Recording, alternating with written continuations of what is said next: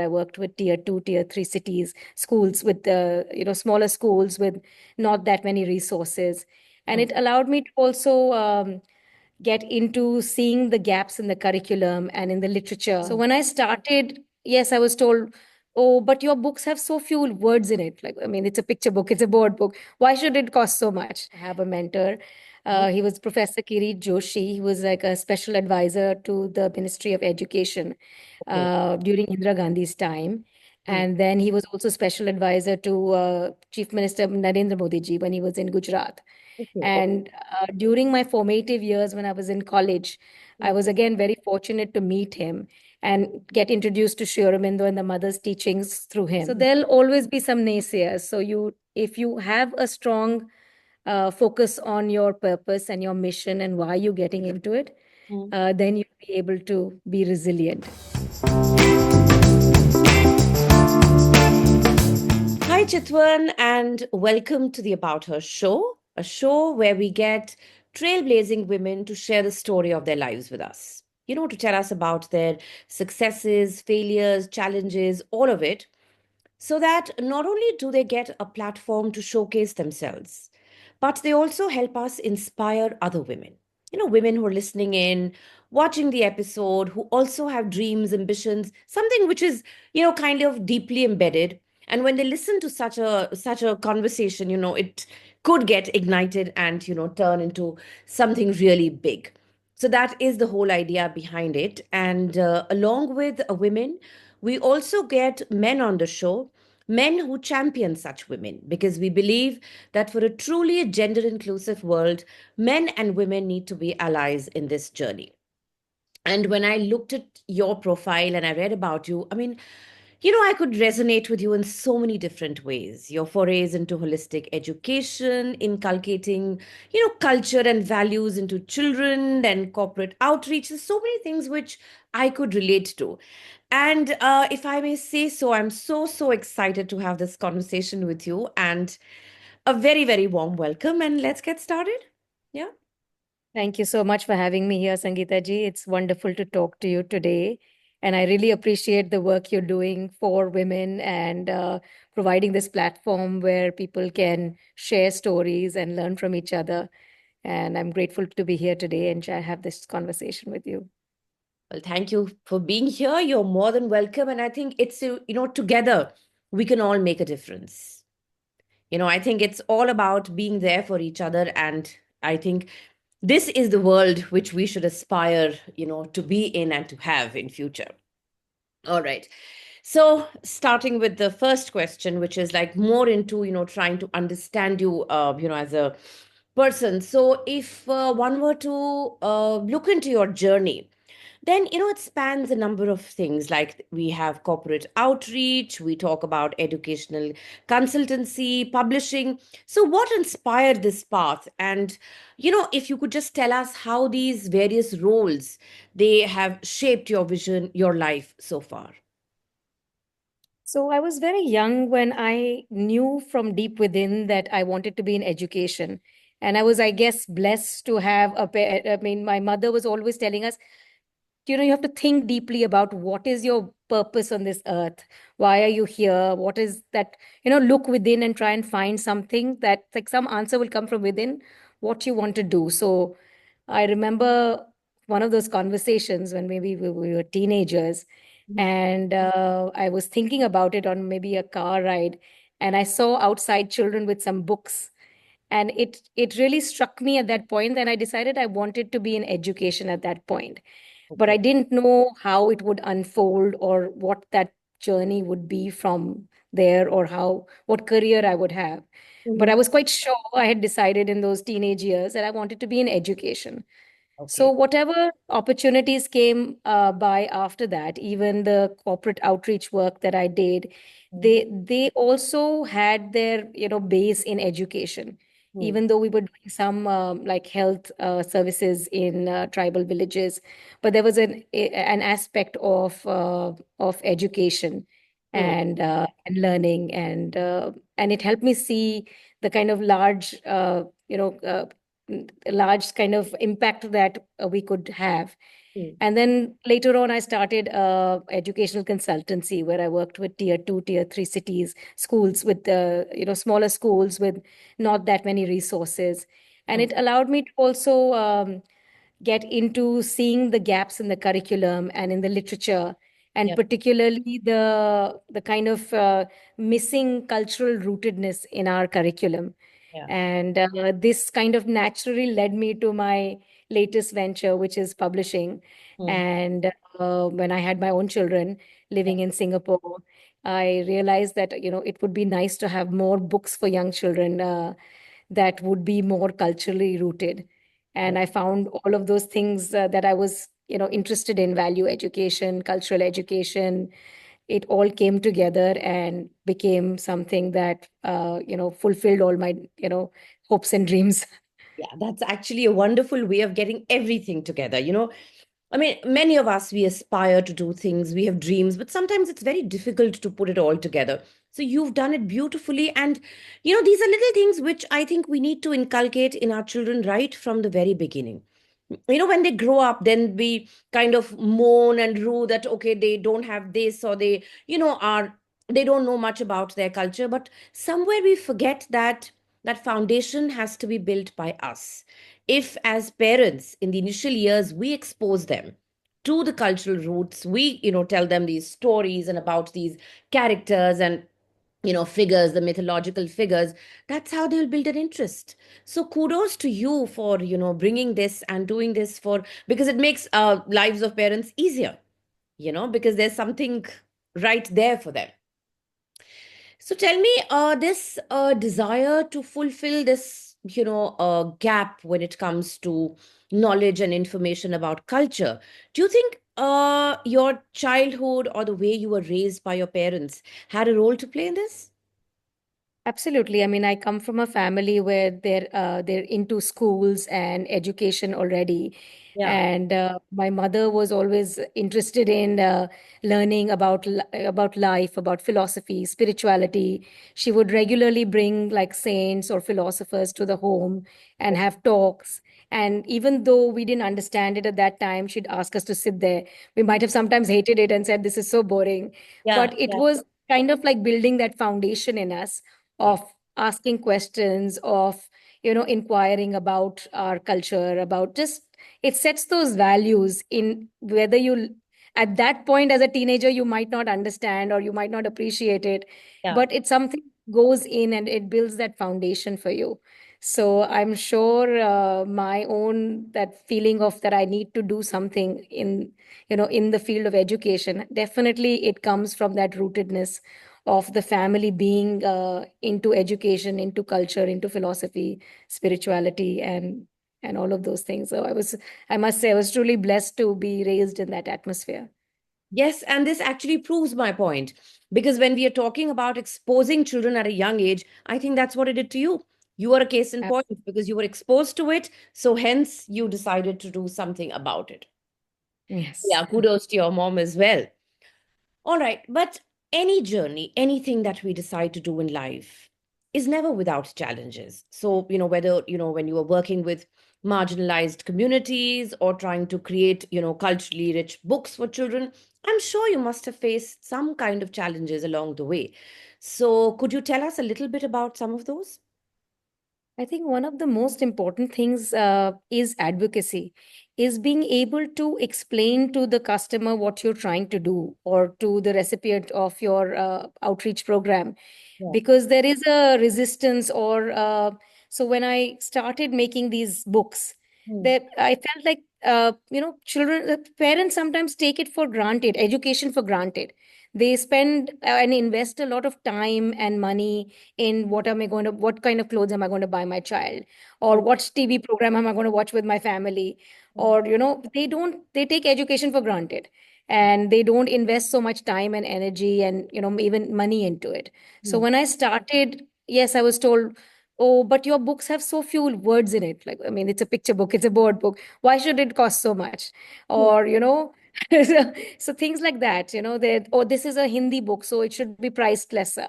Oh, But okay. I think it's important for you to reach out and, first of all, believe in the vision, Yeah. create that product, and take it to the to the parents, and then when they see the product in front of them, they realize that actually this is going to be meaningful for me.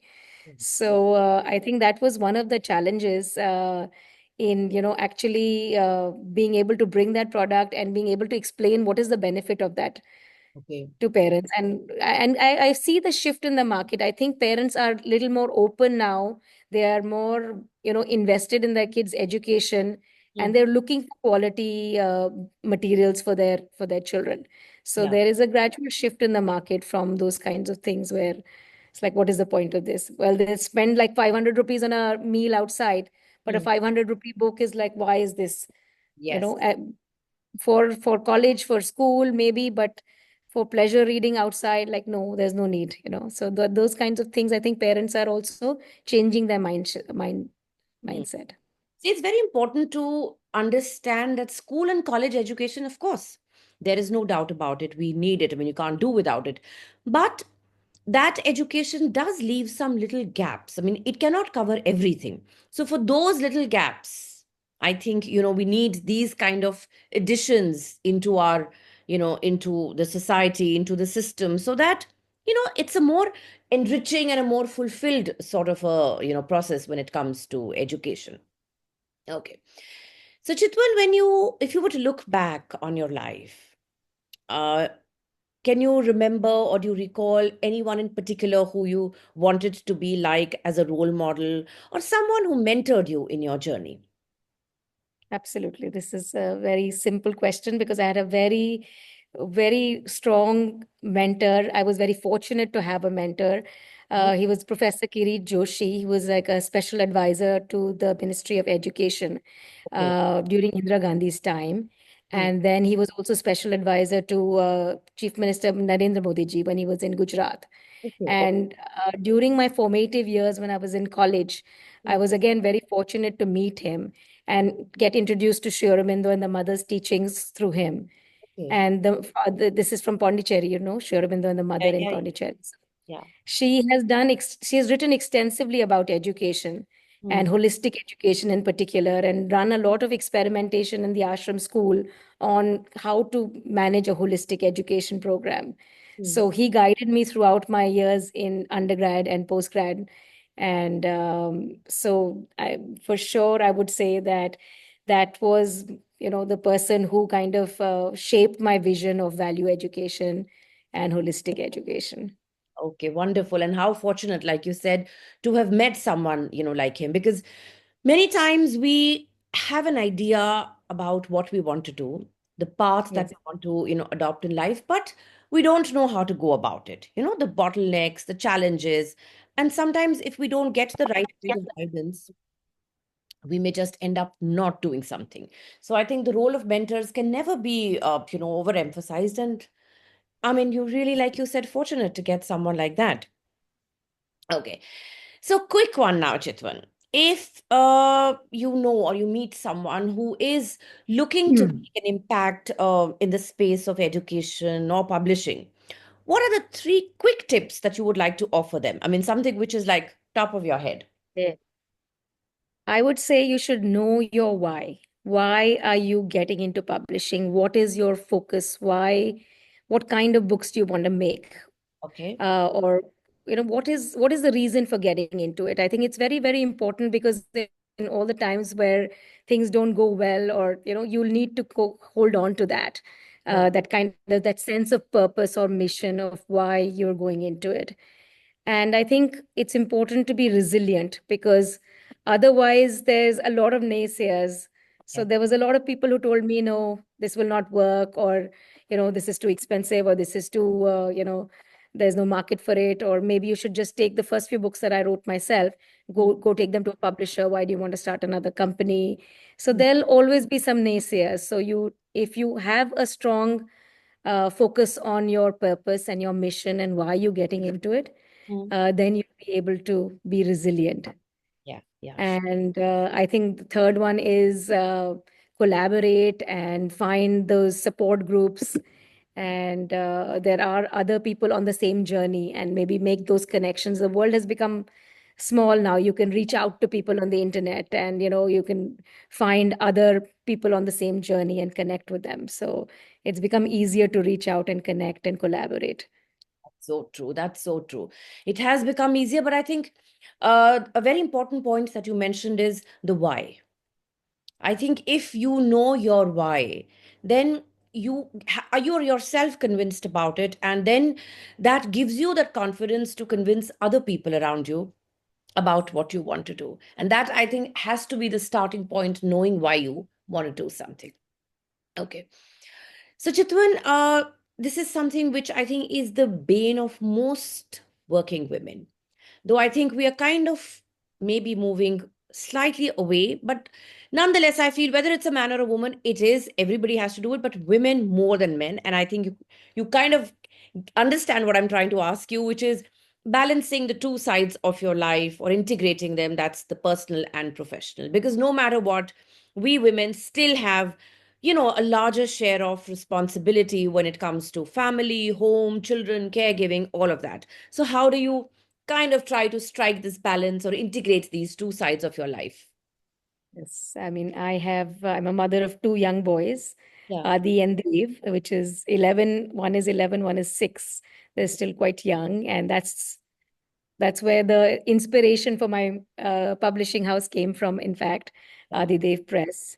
Mm, And I also live abroad. I live in Singapore. So I'm living away from the normal, family system. So there is no, my in-laws are not living with me, or my parents are not living with me. The aunts and uncles and aunties that are normally there in a joint family to support, yeah. so living in a nuclear family, living abroad. So definitely I understand the challenges that come from balancing your work and your personal life.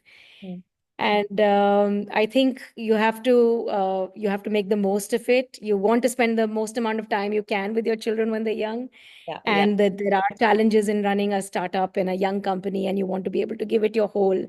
And I think I try to be as efficient as I can. I make a lot of notes on things to do in the next day. I try to make time to work sometimes after they go to sleep. Yeah. So I think as mothers, we try to make everything work as efficiently as we can, and then we sometimes drop the ball on one, and and you can't be perfect, you can't be super moms, but you try your best. Mm, mm. And I think it comes together eventually.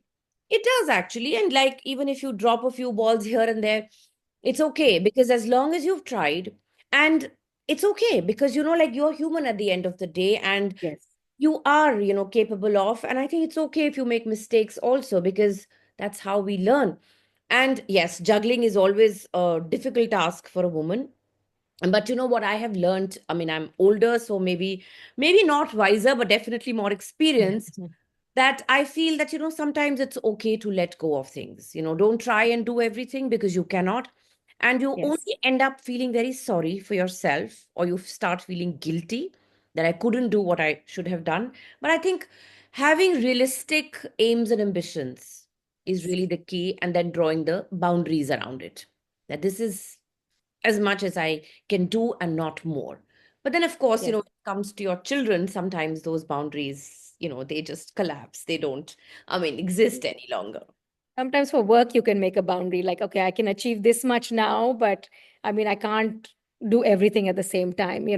For me, I have to, for example, I am an author, Mm, and I'm also a publisher, mm, and then I'm being a mom. But sometimes I cannot produce like my own writing a week on week. Sometimes I have to say, okay, no, I'm just going to put on my publisher hat. I need to be thinking about sales and marketing and growing the team, and I have to put my writing, to the side for now, yeah, because so you have to juggle sometimes, and you have to prioritize. And yeah, yeah, definitely, definitely. So, Chitwan, life, of course, is full of good moments and bad moments as well, setbacks, disappointments, things not going our way. I mean, that's pretty natural, and that is life, actually. So, when you are faced with a setback or a disappointment, how do you bounce back? I think in work, yes, like you said, it's always going to be, there will be some disappointments. We've had projects that have gotten delayed beyond what we expected.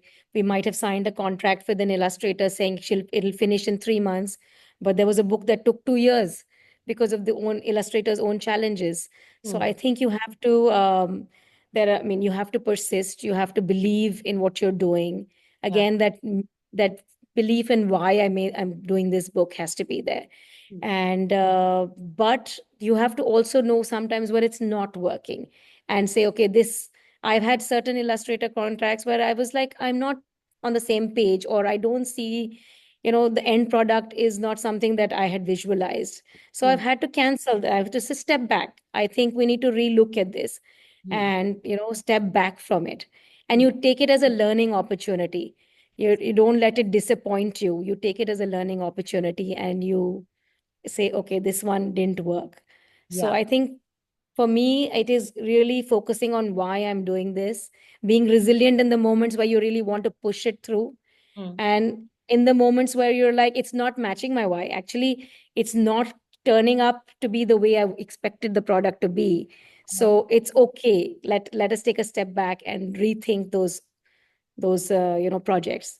Right. So take it as a learning moment and then and move on to the next I think project. very well said. Any disappointment, any setback, yes, you can kind of, for a while, if you are getting emotional about something, accept the emotion, but then use that setback as an opportunity for you to learn, to grow, and move on.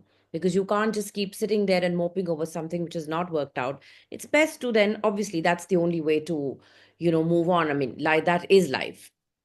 Okay. So, Chitwan, you are doing something which you wanted to do. And of course, you're working hard for it and you've kind of carved a path for yourself, in this space. But if you were to come across a young girl, somebody who's in the age bracket of 18, 19, and who's kind of looking to understand or, to understand life in terms of what they want to do.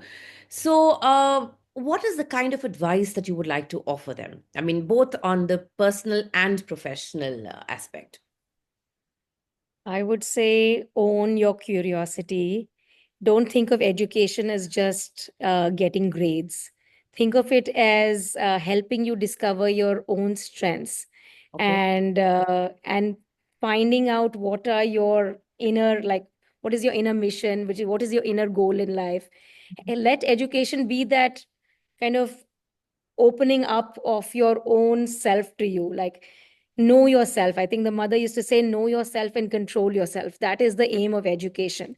Okay. So I would say use your education to do that. Know yourself. Because if you figure out what you truly want to be or who you truly are, what are your strengths, even discover your weaknesses, and then work in sync with in harmony with yourself, Yeah. then it'll be a truly fulfilling journey. Hmm, hmm, hmm. So I think you very rightly said it's very important to know yourself. Sit down and maybe reflect and just, sometimes, like, so I am also in the space of education. So sometimes I tell my students that why don't you sit down with a piece of paper and write? And when I say write, I actually mean pen and paper. I don't mean a device. So I tell them, why don't you just sit down and write about where you see yourself 5 years from now, 10 years from now. So I think when you start reflecting, looking into your own self and trying to understand yourself, that I think can be a great way to know what is it that you want to do in life, right? Yes. And when it all comes together, when you finally feel you're doing something that works with your strengths and works with your inner like being, then it's a very fulfilling place to be. Absolutely, absolutely. So, Chitwan, where would you place financial independence for women in this? I think in this day and age, it's extremely important to focus and try and be financially independent if they can. Mm, And that should be a goal that every family sets for their daughter. mm. Um, we were not told this growing up that this is something that is important for us, but I think the kind of confidence and independence it'll give to the girls is really something important in their lives. This is not the day and age to live dependent on anybody. On anybody, absolutely. I mean, there is a reason why the term independence was coined, and financial independence happens to be, an offshoot of that. Okay. So when we look around us, we see women are making a name for themselves, a place for themselves in, I think, practically every field. We I hardly see any space where there are not women present. But despite that, we continue to face challenges. Yeah, it's not that easy for us to rise up. So if you were to look in your industry, so whether it's education or it's publishing, what kind of challenges do you think women continue to face? I think actually education and publishing are fortunately one of the best and most web industries where women are best represented. Hmm. And they are in positions of leaderships. I've worked with fantastic principals, heads of schools, Hmm. senior teachers, and in publishing as well. Now I've worked with so many authors and illustrators. In fact, we've been really happy to support upcoming authors and illustrators from all the different states of India. And I think actually it's nice to see that these particular two industries, that this is Yeah. actually quite well represented by women. Okay, okay. So this is, I mean, one of those places where we can, see and we can say, okay, fine, these are places where women don't really face. I mean, of Lead. course, the regular Yeah. kind of work-related challenges would be there for Yes. everyone, but not Yes. gender-related. Yeah, I Yes. I kind think of agree. they're in leadership positions in education. I mean, throughout in this in schools, and Yeah, yeah. perhaps not so much in higher education, but definitely at the K to 12 level, Hmm. there are wonderful school principals and leaders and teachers. Yeah, yeah, that's right. All right. So tell me, so you are trying to make education culturally rich, right? When you are, coming up with these books and these, illustrated books, you're definitely trying to do that. So tell me, how does a culturally rooted education shape a child's worldview, and why is it so important today? I think our world is becoming smaller and smaller. The access to international content, Western content is available to children at such a young age. I Mhm. mean, they have all devices in their hands when they're even 1, 2 years old. But Right. I think if they meet the entire world without being rooted in their own culture, Mhm. it will not be a very balanced worldview. So I think at the very young age, it's very important that parents are able to give them some rooting in their own culture. And then it's, of course, they have to be able to open up and appreciate other cultures as well, Right. but coming from a foundation which is rooted in their own values. Right. So that's Otherwise, it'll be very right. misbalanced. Understand who you are, where you are coming from before you start knowing Yes. about the other cultures and the other countries of the world and what they bring. I think, yeah, yeah, that is so true. Okay, you go from And the near to the far. absolutely. And of course, the childhood is the best time, for parents to make that available. All right. So, one of the aspects, which I really care about and I talk about is the mental well-being of women. Now, though, of course, we do see that, since COVID, there has been a kind of an acceptance about this that yes, people can encounter mental health issues, and both men and women. I mean, it's not only women. And people are also okay to talk about it, to, look for help. So, when you look around you, not only in your industry, but even otherwise, do you think women's mental health issues get the kind of redressal or are addressed the way they should be? Are they getting the kind of attention they should be? Or you think it's like the same as before, where a lot of things are normalized and they're taken for granted? I think, yes, it's globally, yes, there is more conversation about mental health issues. But in the industry per se, I don't think there is so much happening. Mhm. I would encourage women to go out and find support groups in their industries. I found that when I started in publishing, I Mhm. was able to find other young publishers and find like groups or communities of young publishers who had just started out and join them and then support each other. mm, And in my journey as a writer, I've been able to find very, very fortunate again to find a group of young writers who meets every Wednesday, where you can talk about your journey, you can get advice, you can get support, mm. you can talk about everything, not just from your writing to editing, but to publishing, negotiating contracts. So all those things that cause that stress, if Yeah. you're able to find and create those kind of support communities, Mm, I'm not sure if in India that, we're very often raised to be like, don't talk about your problems. I think that is not the right attitude. It is, if you can find people in on the same journey, if you can connect and if you can create those support groups for yourself, mm. it would really help in your mental health, in your journey. It will remove all a little bit of that stress if you can share it with people on the same platform and get that advice, get that. Sometimes we struggle for some small things Yeah. in our work space, Mm. which can actually be alleviated, those small stresses, if we can talk about with our peers. And Right. it doesn't have to be in your office environment, it can be outside of the office environment.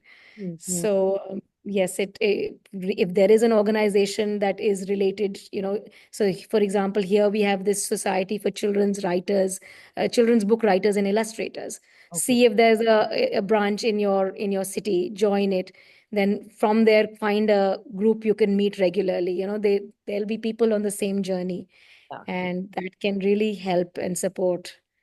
Yeah. Um, And I think you've made a very important point that it's not even so not only related to your profession, but even personally, if you have issues. So if you can find people like you, so maybe women supporting women, women talking to women, like something that, what we are doing currently. So if we could be open to each other, because I always feel that every woman is similar to every other woman on this planet because we're going through roughly the same kind of struggles and challenges. The timing may be different, the gravity may be different, but like it is basically very, very similar, and we can learn a lot from each other. So, having that support group, having those people around you who understand you, I think that is so, yes, so critical. So then absolutely. they can tell you that this is not normal, this is normal, and that can really go a long way in helping you deal with those challenges. Yeah. Absolutely. Having your friends, I mean, they say women live longer if they have close, Yeah. healthy friendships. Mm. So it is extremely important. Yeah. Correct. Correct. Okay, so taking another kind of how should I say asking you something totally different, which is like what I like to call midlife rebooting. A lot of people nowadays are taking to career switches and pivots in their professional lives and picking up things which have nothing to do with their professions, whatever they've been doing so far. So maybe, there is a bureaucrat who wants to retire and start, singing or writing or painting. There's a doctor who wants to get into hiking. So there are lots of interests which people are wanting to pursue very, very seriously. So what are your views on it? I mean, the earlier generation, we didn't see so much. Why is it happening now? I think there is a growing feeling that, you need to be true to yourself. You can't keep going on that rat race Mm. just to satisfy society. Okay. And I think that is in large part our evolution of our education and maybe social media and it's in this case it's a good thing. Mm. People are realizing that we need to be true to ourselves. We need to be happy and fulfilled from within. Yeah. And if they realize, sometimes when you're young, you don't realize. And I mean, back in the day, education also wasn't helping you realize your Mm. own strengths, like I said earlier. And Yeah. I think now maybe schools are doing a better job at that. But people who are 40, when they went to school, have Yeah. not been told, let's figure out what you're good at. Let's figure out what you're interested in. And Mm. they're only realizing in their 40s or 50s that actually I'm really passionate about something else. And it's a good thing. And it's okay. I don't have to keep going on the same journey. I can switch lanes. It's okay. So I think this is a wonderful thing that our modern day thinking has changed to, and society is gradually accepting it and saying, okay, it's fine if you want to make switch in your career. Just be patient with yourself Mm. and try and explain your journey to your near and dear ones. And hopefully you have a support system that will also let you, you know, Yeah. find that path to fulfillment. It's right. I mean, yes, the present education system, yes, it has evolved to a point where we're looking at what children are good at, what their interests are. But yes, back in the day, it wasn't the case. I mean, everybody was doing what was, like a run of the mill kind of a thing, that everybody was studying to be a doctor or an engineer or a chartered accountant or something like that. So obviously they did have and they do have dreams and ambitions and passions which remain unfulfilled. And I guess we are in a world which is more accepting of these things, and so people are opening up and coming out with what they want to do. Okay. Yes. So what's next for you? I mean, any exciting projects, plans, goals that are there, in the offing? We are working on 20 books. I was calculating the other Oh, time. We are wow. working on 20 books at the same time right now. And we already have around 35. And we are hoping to hit that target of, that's a goal I've set for myself, of 100 titles, maybe Wonderful. in the next few years. Great. I'm So a lot sure of you get new, there. I mean, we want to do bilingual books. We want to do books in regional languages. Lot of, yeah, the pan-India topics. We Okay. have one on greetings of India. So a lot of exciting new content that's being created. Wonderful, wonderful. That's really good to hear. And yes, all the best to you. And I'm sure, I mean, the way you're doing this, you are going to be equally successful and known for that as well with all your other projects. Oh, Thank you. Thank you for your so, wishes. of course, always. So, Chitwan, though we come to the end of the conversation, this is actually not the end because we do have the rapid fire round, which is going to be 5 quick questions, 5 quick answers. So, all set? Yes. All right. First one, simple. Tea or coffee? What fuels your creativity? Tea. All right. Okay. The next one. What is the biggest challenge in children's book publishing? Ooh, pricing. Yeah. All right. Okay. Next one. A tried and tested productivity hack. Um, I make a lot of notes. All right. So do I actually. All right. So when it comes to children, print books or digital books, what's better? Print books, especially for little kids, they have to be able to hold it and touch it and feel it and smell it. And This is like straight after my heart. All right. And the last one, the one thing that makes a great children's book. great writing. It is I mean, after that, there is great illustration and great production. But if you don't have the right quality of writing, then something that touches your heart, touches your soul, and you never forget those words that you read. And so, really great quality writing. Okay. So thank you, Chitwan. It was an extremely rewarding conversation and very delightful, and something, as I, mentioned at the beginning, that something which deeply resonates with me because I'm an educationist, I'm a writer, I'm an editor as well. So for me, I mean, a lot of things could make sense. So, and I'm sure some of the other people who are listening and viewing this will also, resonate. And I think what everyone will love is the fact how you are doing what you wanted to do. You found that ability in you to follow your dream, your passion, which is what About Her All stands for. So thank you so much for being on the show. Thank you, Sangeeta ji. It was a really fun conversation. Love being here tonight and discussing with you. Thank you. Thank you for tuning in to the About Her Show. If you enjoyed this episode, there's plenty more from where that came from. Our previous guests have shared some amazing stories, so be sure to catch up on past episodes. To keep up with our inspiring conversations and to never miss an update, hit subscribe, rate, review, and share the love. Follow us on social media for some great content, and don't forget to check out our website www.aboutherbysangeeta.com for stories that resonate, inspire, and empower. Know a remarkable woman or an inspiring man blazing a trail? We'd love to hear from you. Drop us a note at web.abouther@gmail.com and let's bring their story to life on the About Her Show.